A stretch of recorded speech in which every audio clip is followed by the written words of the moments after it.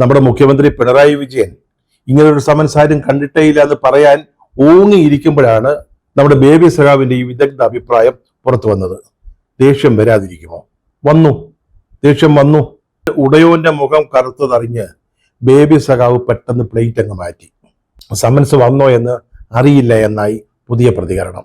പാർട്ടിയുടെ അഖിലേന്ത്യാ general secretary ആയപ്പോഴത്തേക്ക് സ്വാതന്ത്ര്യം പ്രാപിച്ചു എന്നൊരു തോന്നൽ ഉണ്ടായതാണ് ബേബി സഖാവിന് പറ്റിയ തെറ്റ്. പാർട്ടിയുടെ അഖിലേന്ത്യാ ജനറൽ സെക്രട്ടറി അല്ലേ, പാർട്ടിയിൽ എല്ലാവരും അദ്ദേഹത്തിന് താഴെയാ, യാതൊരു സംശയമില്ല. പിണറായി വിജയനേക്കാൾ മുകളിലാണെന്ന് പക്ഷെ ബേബി സഖാവിന് തോന്നിപ്പോയി. അവിടെയാ കുഴപ്പം പറ്റിയത്. ബേബി സഖാവിന് ഗാസ ഉടമ്പടി, ഉക്രൈനിലെ യുദ്ധം, അതുപോലെ തന്നെ കാലാവസ്ഥാ വ്യതിയാനം, ഇതിനെക്കുറിച്ചൊക്കെ അഭിപ്രായം പറയാം, യാതൊരു പ്രശ്നവുമില്ല.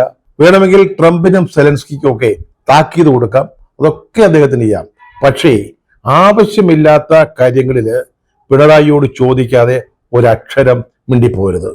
പോളണ്ടിനെ കുറിച്ച് മിണ്ടിപ്പോകരുത്. ബേബിച്ചായൻ മേലിൽ ഈ തെറ്റ് ആവർത്തിക്കുകയില്ല എന്ന് കർത്താവിൽ വിശ്വസിക്കുന്നു.